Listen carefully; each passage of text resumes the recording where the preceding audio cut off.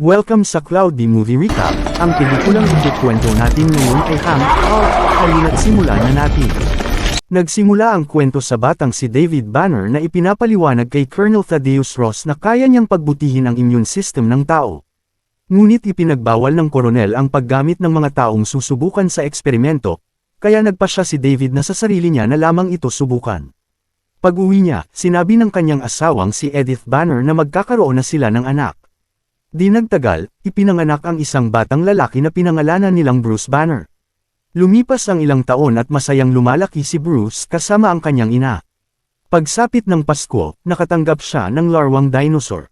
Ngunit kasunod nito, ipinakita ang nakakatakot na eksperimento ni David sa sarili niyang anak habang itinatala niya ang mga resulta. Habang lumalaki si Bruce, binubuli siya ng ibang mga bata, ngunit tila nasanay na siya rito. Samantala, natuklasan ni Colonel Ross na gumagamit si David ng mga human sample sa kanyang laboratorio. Dahil labag ito sa mga tuntunin ng proyekto, pinaalis niya si David. Sa sobrang galit, nagdulot si David ng malaking problema sa pasilidad na humantong sa emergency alert at agarang paglikas ng mga tao. Pag-uwi niya, hinayla niya si Edith papunta sa isang silid at isinara ang pinto. Naiwan naman ang batang si Bruce sa labas at narinig ang nangyari, na nagdulot sa kanya ng matinding trauma. Lumipas pa ang maraming taon at si Bruce ay inalagaan ng kanyang foster mother na si Mrs. Kensler. Halos wala na siyang maalala tungkol sa kanyang pagkabata. Nang maglaon, nagkolehiyo siya at sinuportahan siya ng kanyang foster mother, na umaasang magiging mahusay siyang siyentipiko. Makalipas ang panahon, naging isang batang siyentipiko na si Bruce Banner. Nagbisikleta siya papunta sa Berkeley Nuclear Biotechnology Institute. Doon niya nakilala ang kaibigan niyang si Harper at ang kanyang kasintahang si Betty Ross. Bagamat medyo komplikado ang kanilang relasyon, humingi ng tawad si Bruce sa kanyang naging pag-uugali at sinabi ni Betty na kaya niya itong tulungan. Naging abala sila sa paghahanda para sa pagsusuri ng kanilang laboratorio. Gumawa sina Bruce, Betty at Harper ng eksperimento gamit ang isang poloka. Sinimulan nila ang proseso at binigyan ng gamma radiation ang poloka na si Freddy. Kasabay nito, inilabas nila ang kanilang produkto na nanomeds, na tila nakakatulong sa pagpapagaling ng poloka. Ngunit nagkaroon ng chemical imbalance at tuluyang namatay ang poloka. Pagkatapos ng eksperimento, napunta ang usapan kina Bruce at Betty tungkol sa mga magulang ni Bruce.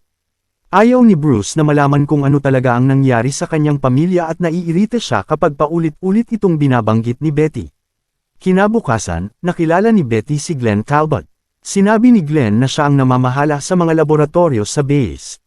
Pagdating nila sa laboratorio, diretsahang tinanong ni Betty kung ano ang gusto niya. Sinabi ni Glenn na humanga siya sa pananaliksik ni Betty at inalok siya ng trabaho, mga patent at 10 beses na mas malaking sahod. Ngunit tinanggihan niya ang alok. Samantala, nakatanggap si General Ross ng ulat tungkol sa pagkuha ni Glenn sa isang laboratorio. Ngunit nag-ingat siya dahil konektado rito ang kanyang anak na si Betty. Kalaunan, nakilala ni Betty ang bagong janitor dahil misteryosong nawala ang dating janitor. Samantala, nagsimulang maalala ni Bruce ang ilang lumang larawan at alaala kasama si Betty, kabilang ang isang paglalakbay nila sa kagubatan. Mayroon ding sariling alaala si Betty noong bata pa siya. Naalala niya ang isang pagkakataong kumakain sila ng ice cream kasama si General Ross, ngunit bigla itong tinawag para sa tungkulin at naiwan siyang mag-isa. Sa malayo, nakita ang isang malaking nuclear explosion. Nang gabing iyon, umalis si Bruce sa laboratorio. Bago niya tuluyang makaalis, napansin niya ang isang aso na tila biglang naging agresibo.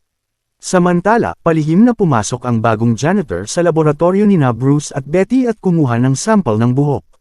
Sa kanyang bahay, nag-isip si Bruce tungkol sa kanyang pananaliksik. Tulad ni Betty, nagkaroon siya ng kakaibang panaginip tungkol sa kanyang nakaraan. Nagising siya at tumingin sa bintana. Nakita niya ang isang lalaking may 2 aso, ngunit nang muli siyang tumingin ay wala na ang mga ito. Sa isang kaina-hinalang lugar, sinubukan naman ng bagong janitor na gamitin ang mga substance na ninakaw niya mula sa laboratorio ng Banner. Lumilitaw na sinusubukan niyang gayahin ang eksperimento sa DNA na ginawa ni David Banner.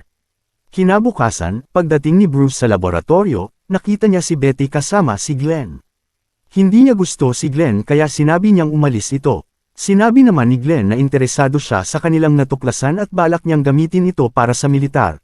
Ngunit iginiit ni Bruce na ang kanilang pananaliksik ay para sa kapakanan ng lahat at hindi dapat basta gamitin sa militar. Sa testing chamber, sinabi ni Betty na siya na ang bahala kay Glenn. Samantala, nangangailangan ng tulong si Harper sa ilang circuit kaya pumunta si Bruce. Hindi sinasadyang na short circuit ni Harper ang isa sa mga kagamitan at naipit siya. Tinulungan siya ni Bruce, ngunit biglang nagsimula ang proseso ng gamma radiation. Hindi ito mapigilan ni Betty at hindi rin makalabas si Harper. Kaya hinarangan ni Bruce ang katawan niya upang protektahan si Harper mula sa radiation. Nagising si Bruce sa isang infirmary at binisita siya ni Betty. Tinanong niya kung ayos lang si Harper at sinabi ni Betty na ligtas ito ngunit kailangan nitong magpahinga muna sa laboratory work. Hindi makapaniwala si Betty na nakaligtas si Bruce. Ngunit sinabi ni Bruce na naging napakahusay ng epekto ng nanomeds. Napakalakas ng kanyang katawan kaya maging ang doktor ay nagtataka kung saan niya nakuha ang ganoong lakas. Kahit labis na nag-aalala si Betty sa nangyari, sinabi ni Bruce na hindi pa niya kailanman naramdaman na ganoon siya kalakas. Pagsapit ng gabi, nagkaroon si Bruce ng kakaibang panaginip tungkol sa mga reptilya at kalikasan. Biglang binuksan ng isang malaking berdeng lalaki ang pinto sa kanyang panaginip. Pagkagising niya, nakita niya ang bagong janitor na may kasamang 2 aso. Sinabi ng lalaki na ang tunay na pangalan niya ay Bruce Banner at hindi Bruce Kensler. Ibinunyag din niyang matagal na niyang minamanmanan si Bruce. Sinabi niyang kaya niyang ipaliwanag ang lahat, ngunit hindi komportable si Bruce at pinapaalis siya. Pagkatapos, sinabi ng lalaki na siya si David Banner, ang tunay na ama ni Bruce. Hindi makapaniwala si Bruce. Sinabi ni David na puro kasinungalingan ang mga sinabi sa kanya tungkol sa kanyang nakaraan at 30 taon siyang itinago mula sa mundo. Nang tumunog ang telepono, pinigilan ni David si Bruce na sagutin ito. Sinabi niyang may kakaiba tungkol kay Betty, ngunit pinaalis pa rin siya ni Bruce. Makalipas ang gabi, gumawa pa si David ng ilang eksperimento gamit ang kanyang mga ninakaw na kagamitan. Kinabukasan, kumuha si Betty ng sample habang sinasabi kay Bruce na makikipagkita sila sa kanyang ama. Pumunta sila sa restaurant at doon nila nakilala si General Ross. Sa pag-uusap, inilabas ng General ang totoong pagkakakilanlan ni Bruce, ngunit hindi niya maaaring sabihin ang lahat dahil classified ang impormasyon. Nagalit si Betty dahil akala niya ay gusto lamang siyang makita ng kanyang ama, ngunit nalaman niyang may iba itong pakay. Samantala, nagsagawa si Bruce ng karagdagang pagsusuri sa kanyang mga selula. Habang dumarami ang data, naalala niya ang mga sinabi ni David. Tumunog ang telepono ngunit hindi niya ito sinagot. Nag-iwan si Betty ng mensahe at binalaan siyang maaaring may pinaghihinalaan ang kanyang ama. Posibleng gamitin ito ni General Ross bilang dahilan upang kunin ang kanilang laboratorio. Muling bumalik kay Bruce ang mga alaala ng kanyang nakaraan. Nagsimula siyang manghina at mahirapang maglakad sa mga pasilyo. Unti-unting nagbago ang kanyang katawan. Nagsimulang mabasag ang mga dingding at masira ang mga silid at laboratorio habang unti-unting lumalabas ang galit ng Hulk. Sa unang pagkakataon, tuluyang nag-transform si Bruce bilang Hulk. Nagdulot siya ng malaking pinsala sa paligid habang sinusubukan siyang pigilan ng mga security personnel. Pumunta ang Hulk sa gamma machine at itinapon ito palabas ng gusali. Nakita niya si David na nagtatago sa isang closet. Dahan-daang lumabas si David at nakita ang napakalaking berdeng anyo ng kanyang anak. Biglang bumalik sa isip ni Bruce ang ilang alaala at nagpatuloy ang kanyang galit. Tinawid niya ang kisame at tumakas, habang si David ay naiwan na takot na takot. Natapos ang gabing puno ng kaguluhan. Dumating si Betty sa bahay ni Bruce at nakita siyang nakahiga sa kama. Sinabi ni Bruce na parang nagkaroon ng pagsabog sa laboratorio. Samantala, naalala niya ang kakaibang panaginip tungkol sa kanyang muling pagsilang at kidlat. Tinanong ni Betty kung naroon ba siya sa laboratorio noong nangyari ang insidente, ngunit itinanggi ito ni Bruce. Pagkatapos ay naalala niya ang bagong janitor na nagsabing siya ang kanyang ama. Hindi pa niya natatapos ang kwento nang may kumatok sa pinto. Dumating si General Ross kasama ang ilang lalaking nakasot. Sinabi ng General na naiwan ni Bruce ang kanyang wallet sa lugar ng insidente. Gusto niyang dalhin si Betty sa ligtas na lugar, ngunit tumanggi ito. Sinabi ni Bruce na magiging ayos siya, kaya pumunta si Betty sa kanyang sasakyan. Sinundan siya ng General at sinabi nitong may itinatago si Bruce at sisiguraduhin niyang malalaman niya ang katotohanan.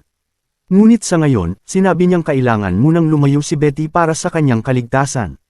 Gamit ang kanyang talino, sinundan ni Betty ang mga bakas ng bagong janitor hanggang sa isang pantahanang lugar. Sa wakas, nakarating siya sa kanyang tirahan at sinalubong siya ng lalaki. Diretso naman siya sa paksa at tinanong si Betty tungkol kay Bruce.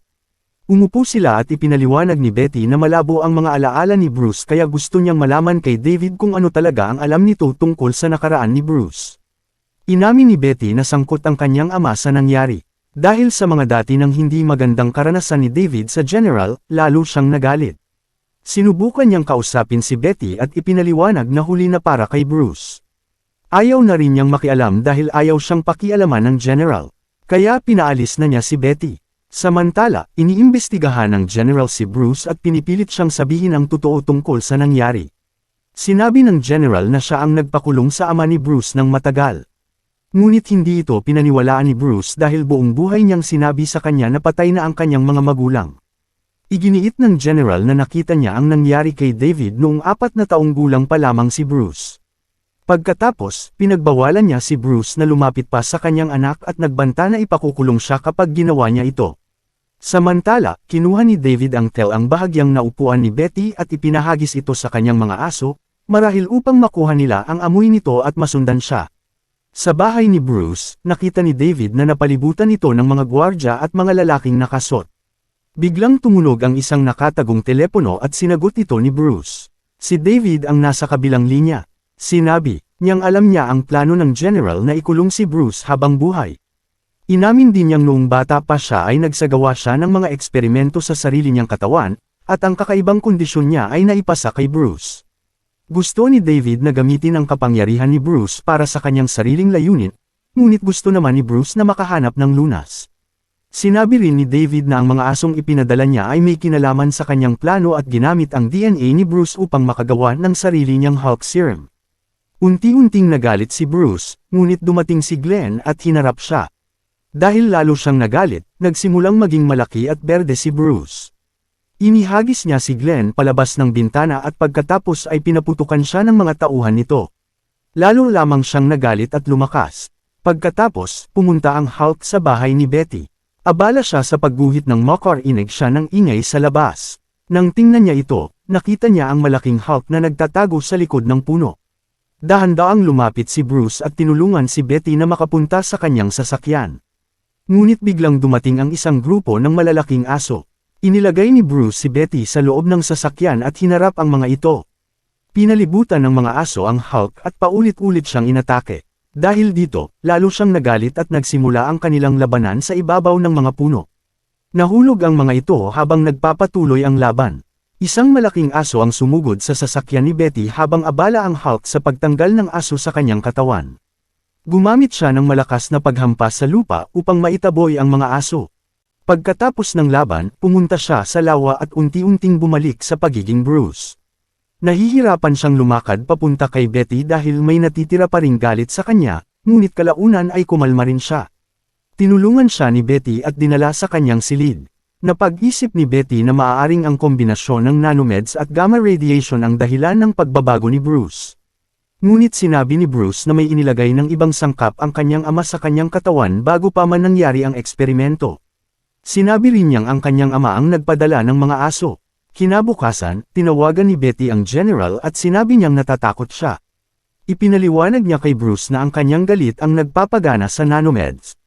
Ang matinding trauma at mga nakatagong alaala ang maaaring dahilan kung bakit siya nagagalit. Sinabi ni Bruce na kapag nawawala ang kanyang kontrol, may bahagi sa kanya na nagugustuhan ang kanyang bagong lakas. Pinasedate si Bruce at isinakay sa isang helicopter papunta sa isang lihim na lugar sa desyerto. May isang pasilidad na nakatago sa ilalim ng lupa kung saan plano ng General na panatilihin siyang walang malay ng matagal. Pakiramdam ni Betty ay pinagtaksilan siya dahil ayaw ng kanyang ama na gisingin si Bruce. Gusto niya itong tulungan, ngunit natatakot ang General na baka maging katulad ni David si Bruce. Gustong malaman ni Betty kung ano talaga ang ginawa ni David kay Bruce. Samantala, pinuntahan ng SWAT ang compound ni David, ngunit nakahanda na siya. Muli niyang itinayo ang gamma radiation machine at ginamit ito sa kanyang sarili. Naging matagumpay ang eksperimento at gumaling ang isang sugat sa kanyang katawan. Natuklasan din niyang kaya niyang baguhin ang kanyang katawan at gayahin ang hugis ng mga bagay na kanyang nahahawakan. Isang pulis ang aksidenteng nakakita kay David habang ginagawa niya ang eksperimento, kaya mabilis niya itong pinigilan. Samantala, nagising si Bruce at nakita si Betty. Naglakad sila sa isang abandonadong bayan kung saan dating nakatira si Bruce. Kasama rin nila ang ilang sundalong nagbabantay sa kanya. Maya-maya, nakita ni Bruce ang dati niyang bahay at nakilala niya ito. Gusto ni Betty na subukan ni Bruce na alalahanin ang kanyang nakaraan. Unti-unti siyang nakakuha ng ilang pira-pirasong alaala, kabilang ang isang silid kung saan maaaring nangyari ang isang mahalagang insidente sa pagitan ng kanyang mga magulang. Ngunit wala na silang natagpuan kundi isang walang laman na silid. Kinabukasan, hindi na makalapit si Betty kay Bruce. Sinabi ng general na nagpa siya ang NSA na ilipat si Bruce sa Athien. Nagalit ang general kay Glenn dahil lumampas ito sa kanyang utos. Pinauwi niya si Betty dahil wala na siyang magagawa tungkol sa sitwasyon. Sa pasilidad, nakaharap ni Bruce ang sugatang si Glenn. Gusto nitong kumuha ng bahagi ng katawan ni Bruce upang pag-aralan at pagkakitaan. Tumanggi si Bruce. Sinubukan siyang galitin ni Glenn gamit ang mga kagamitan, ngunit hindi ito nagtagumpay. Sa huli, ikinulong si Bruce sa isang silid na puno ng tubig kung saan isinagawa sa kanya ang iba't ibang eksperimento. Pag-uwi ni Betty, nagulat siyang makita si David. Sinabi nitong wala na siyang galit sa kanya at hiniling niyang isuko siya ni Betty sa mga awtoridad. Gusto lamang niyang makita si Bruce sa huling pagkakataon. Ngunit sinabi ni Betty na wala na sa kanyang ama ang desisyon tungkol kay Bruce. Kaya umalis si David. Habang mag-isa, naalala ni David ang totoong nangyari noong araw na sinubukan niyang tapusin ang buhay ni Bruce bilang isang paraan ng awa. Ngunit sa halip, si Edith ang naging biktima ng kanyang ginawa. Nagising si Bruce at sinubukan siyang batasin ng mga tauhan sa laboratorio para makakuha ng sample. Ngunit nag-transform siya bilang Hulk at nakatakas. Sinubukan siyang pahiniin ni Glenn gamit ang gas, ngunit sinira ng Hulk ang mga pader at nakalabas. Nakita ito ng General. Sinabi ni Glenn na kaya nilang kontrolin ang sitwasyon, ngunit hindi siya pinaniwalaan ng General at nagutos itong lumikas ang lahat. Sa halip, nagpatuloy si Glenn sa lockdown at personal niyang hinarap ang Hulk upang kumuha ng sample. Ngunit lalo lamang nitong pinagalit ang Hulk. Pinaputukan siya ni Glenn ng isang pampasabog, ngunit tumalbog lamang ito sa katawan ng Hulk at bumalik kay Glenn. Hindi na nakayanan ng mga armas at seguridad na pigilan ang Hulk kaya nakatakas siya patungo sa disyerto. Bumalik ang Hulk sa kanyang dating tahanan at naalala niya ang pagkakataong dinala palayo ang kanyang ama. Ngunit naputol ang alaala dahil sa isang artillery shell. Tumakas siya patungo sa disyerto kung saan hinarap niya ang mga tangke ng militar. Dahil hindi pa rin mapigilan ang Hulk, humingi ng karagdagang suporta ang general mula sa militar. Nakatakas ang Hulk at nakarating sa isang tahimik na lambak. Ngunit hindi rin siya nagtagal doon dahil dumating ang mga sundalo na pinamumunuan ni General Ross. Hindi sila naging katapat ng Hulk. Nang malaman ng general na papunta si Bruce kay Betty, agad niya itong dinalaan. Nakarating ang Hulk sa San Francisco. Inatake siya ng mga F-22 habang nasa himpapawid. Sa kabila nito, nailigtas niya ang isa sa mga eroplano. Patuloy pa rin siyang inatake ng militar at sinubukan siyang mawalan ng malay sa mataas na lugar. Kalaunan, nawalan siya ng malay at bumagsak sa dagat. Tinawagan ni Betty ang kanyang ama at hiniling na payagan siyang puntahan si Bruce upang pakalmayan ito. Alam niyang lalo lamang nagagalit at lumalakas ang Hulk kapag binabaril o pinapaputukan ng militar. Samantala, sa downtown San Francisco, biglang lumabas ang Hulk at nagdulot ng kaguluhan. Muntik na niyang ihagis ang isang malaking bato sa isang helicopter, ngunit nakita niya si Betty. Hiniling ni Betty sa lahat ng sundalo na huwag munang magpaputok. Pinalibutan ng militar, SWAT at mga pulis ang Hulk habang nakatutok sa kanya ang kanilang mga armas. Ngunit unti-unting kumalma ang Hulk nang makita niya si Betty. Habang lumalapit si Betty, dahan-dahang bumalik sa pagiging Bruce Banner ang Hulk. Nagyakap silang dalawa habang nakapalibot ang mga awtoridad. Habang nasa kulungan si Bruce, pinapunta ng ilang sundalo si David sa isang hangar. Doon naroon ang general at si Betty. Tinitigan ni David ng masama ang general bago siya ihatid sa lugar kung saan nakakulong si Bruce. Nagpalitan sila ng matitinding salita nang magkita. Naalala ni Bruce ang kanyang ina mula sa isang panaginip at napaiyak siya. Ngunit nanatili siyang galit kay David dahil napagtanto niyang mas interesado lamang ang kanyang ama sa kapangyarihan ng Hulk. Gusto ni David na gamitin ang kapangyarihang iyon upang magkaroon ng napakalaking kontrol, ngunit tumanggi si Bruce at sinigawan siyang umalis. Gumamit si David ng kuryente mula sa isang wire upang sumipsap ng enerhiya ng lungsod. Dahil dito, nag-transform muli si Bruce bilang Hulk. Naglaban ang mag-ama hanggang sa makarating sila sa himpapawid at kalaunan ay bumagsak sa isang lawa. Kayang baguhin ni David ang kanyang katawan at gayahin ang anumang inihahagis ng Hulk sa kanya. Upang mapigilan siya, nilagyan siya ng Hulk ng napakalaking dami ng gamma radiation. Ngunit gumamit din ng militar ng isang gamma-charged missile laban sa kanila. Makalipas ang isang taon, tinawagan ng General si Betty upang malaman kung nakaligtas ba si Bruce sa pagsabog. Samantala, sa isang masukal na lugar sa isang bansang nagsasalita ng Espanyol, isang may balbas na doktor ang tumutulong sa mahihirap na tao at ipinagtatanggol sila laban sa militar ng gobyerno. Sinabi ng doktor na hindi magugustuhan ng mga tao ang kanyang reaksyon kapag siya ay nagalit. Sa huli, ipinahiwatig na ang doktor ay si Bruce Banner, na namumuhay ng tahimik at sinusubukang kontrolin ang kanyang galit at ang kapangyarihan ng Hulk.